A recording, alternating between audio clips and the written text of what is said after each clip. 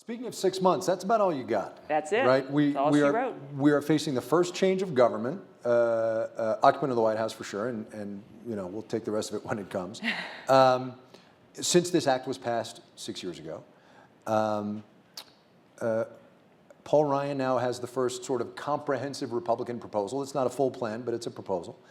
How confident are you that this act will remain the healthcare marketplace that clearly the president and you hope it will be for the foreseeable future?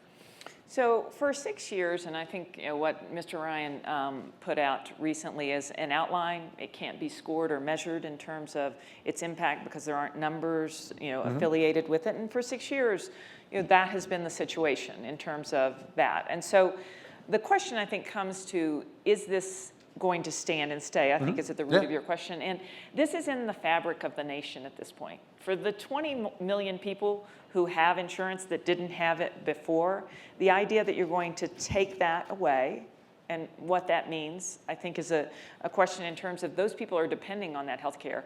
The question of all those benefits that I just want, do we want to go to a place where pre-existing conditions can keep you out of insurance?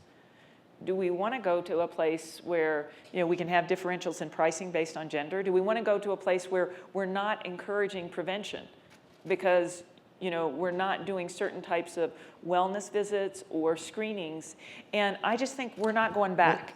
And this is why it's so important to connect the conversation to the substance. All right, but let me, just because he's not around here right now, let me offer sort of what Paul Ryan might say, right? We've got health insurance premiums that are rising. We have the government too deeply in American healthcare. We have a system which keeps the government in my healthcare, get it out, let me do what I want. So this is one of the things that is most amazing about the conversation.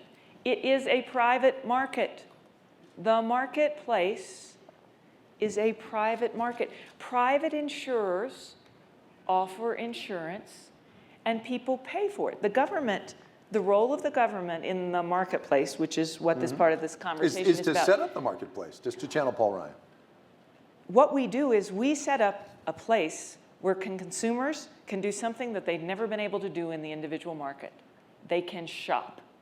And they can shop with transparency, with plans that have basic requirements of what the plans will have. Things like, oh, wait, these plans need maternity benefits. Can you imagine buying a health insurance plan and then you get pregnant and you find out it didn't have maternity? I mean, that could have happened and did happen before. And so the question of the private market, the way the system actually was set up is these are all private insurers' plans. The role of the government is to create affordability. And that's what the tax subsidies do. And when you take one step back, many of you in this room, I assume, have employer-based insurance. Well, you're subsidized too, because there's a tax benefit that's occurring to your employer because they're providing that insurance. And so it's a continuum of the question of how and where people, anybody here on Medicare? That's subsidized health insurance in the United States. And so this is a piece to create that continuity.